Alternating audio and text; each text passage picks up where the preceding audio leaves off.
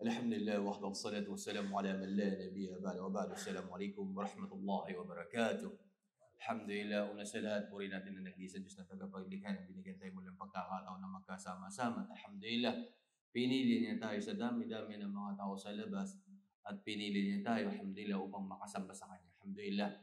At biyaya mula kay Allah na naisagawa rin natin ang ating mga obligasyon bilang mga Muslim, bilang mga mananampalataya. Walang iba kundi ang salat. Mga minamahal kong magulang, kapatid sa pananampalataya Islam, may napakagandang payo ang mahal na sugo sallallahu alaihi wasallam. Tatlong payo na kung saan ay napakahalaga sa bawat isa sa atin.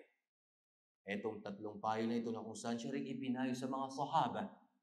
Tulad ni Mu'adh bin Jabal, no? Pinayo ito ng mahal na sugo sallallahu alaihi wasallam. Sinabi ng mahal na propeta Muhammad sallallahu alaihi wasallam na kanya sinabi, "Ittaqillaha intuma kunt.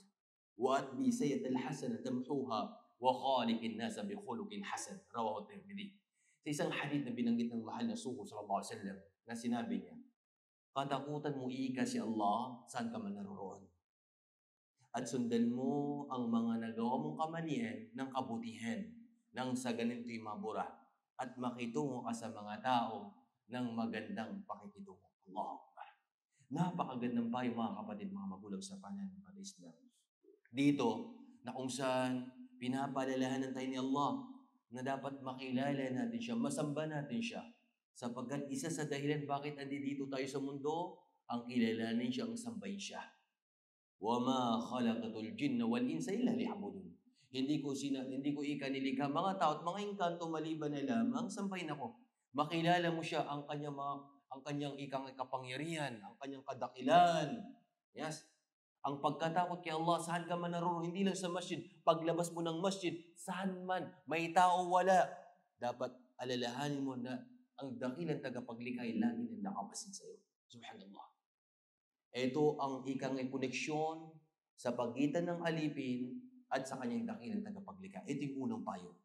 Pangalawa, ito yung payo between yourself, sa sarili mo, na kung saan tayo, hindi naman tayo perfecto. Of course, nagkakamali. Wala naman tayo, hindi man tayo mga angels. Yes? Pero ang pinaka-the best na taong nagkakamali ay nagbabalik loob kay Allah. Nagbabalik loob kay Allah. Ano mang mga nagawa mong kasalanan, ano mang ikang nagawa mong pagkukulang, pagsumikapan mo. Pagsumikapan mo, gumawa agad ng mga gawaing kabutihan. Magbalik loob ka kay Allah. Magtawba ka kay Allah. Iwan mo mga nagawa mong kasalanan. Sapagkat, alhamdulillah, pag ginawa mo yan, tunay na makukuha mo ang tamis ng iyong pananampalataya. Alhamdulillah, ito pinapalalahanan tayo ni Allah na lagi nang magbago. No? Laging suriin ang ating mga sarili.